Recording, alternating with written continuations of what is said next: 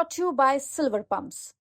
Top quality और consistent performance के लिए सिर्फ सिल्वर पंप्स नाम याद रखना। नमस्कार, आप देख रहे हैं बिहार तक और आपके साथ मैं हूं ऋचा शर्मा। बिहार में आगामी विधानसभा चुनाव को लेकर महागठबंधन पूरी तरीके से सक्रिय हो गया है।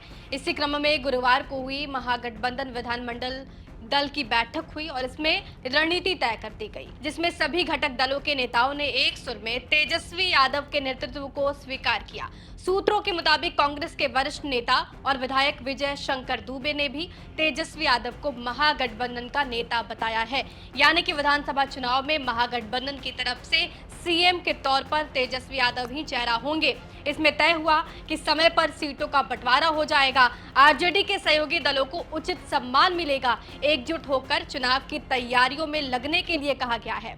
इसमें यह भी क्लियर किया गया कि वाम दल पूरी तरह से आरजेडी के साथ है।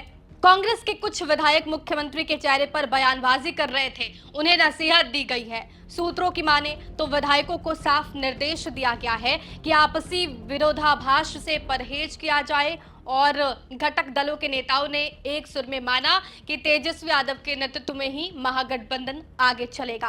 कांग्रेस विधायक और सीनियर लीडर विजय शंकर दुबे ने तेजस्वी यादव को महागठबंधन का नेता मान लिया। इस बैठक में तेजस्वी यादव ने भी विधायकों को सलाह दी और ये कहा कि हमें मिलकर रहना है और एनडीए का जो मुकाबला है वो करना है।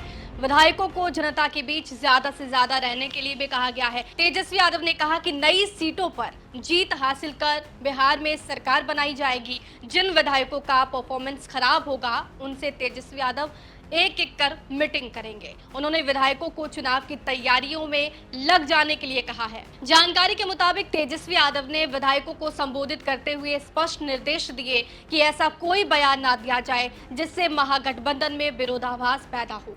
उन्होंने कहा कि सभी को एकजुट होकर एनडीए का मुकाबला करना है। उन्होंने ये भी कहा कि जनता के बीच विधायकों को जाना है और अधिक समय जनता के बीच उन्हें बिताना होगा। महागठबंधन की सीटिंग सीटों पर जीत निश्चित करने के लिए निर्देश दिया गया है। साथ ही उन्होंने आगे कहा है कि नई सीटों पर जीत हासिल कर बिहार में सरकार बनाई जाएगी। मतलब नई सीटों को साधने के लिए भी तेजस्वी यादव ने अपने तमाम विधायकों को निर्देश दिए। बैठक में यह तय हुआ है कि जिन विधायकों का प्रदर्शन कमजोर रहेगा उनसे तेजस्वी यादव व्यक्तिगत मुलाकात करेंगे, 1-to-1 मीटिंग होगी और इस बार उम्मीदवारों को टिकट देने पर हर पहलू पर गहन विचार किया जाएगा। महागठबंधन इस चुनाव में नीतीश कुमार को मुख्यमंत्री बनने से रोकने के लिए पूरी रणनीति बना चुकी है।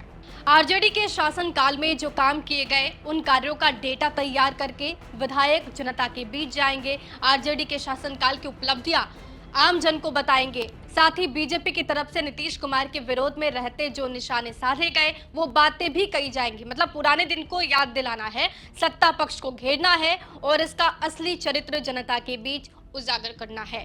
अब महागठबंधन के नेताओं की संयुक्त बैठक हर जिलों में होगी और कार्यकर्ताओं के बीच बेहतर समन्वय स्थापित किया जाना है।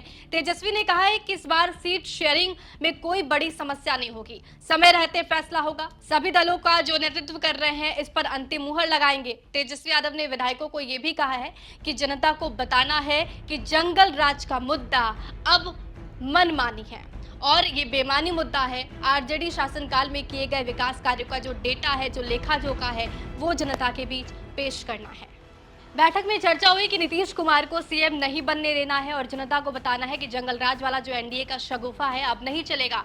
आरजेडी के शासनकाल में जो काम हुए हैं बात जो है वो बस उस पे ही होगी और विधायकों को जनता के सामने सभी बातों को रखना है। कुल मिलाकर देखा जाए तो इस मीटिंग के बाद तेजस्वी यादव ने कई बड़े जो टास्क है वो कार्यकर्ताओं को दिए हैं और इसका सीधा जो मूल है वो ये निकाला जा सकता है कि महागठबंधन की तरफ से सीएम फेस होंगे तेजस्वी यादव। इस पर मुहर लग चुकी है, कांग्रेस ने भी इसका समर्थन किया है। इसके साथ ही अपनी परफॉर्मेंस को और बढ़ाने के लिए तेजस्वी यादव ने दिशा निर्देश दिए हैं। अब देखना होगा कि इसका फायदा विधानसभा में किस तरह से दिखता है। बने रहिए हमारे साथ, देखते रहिए बिहार तक।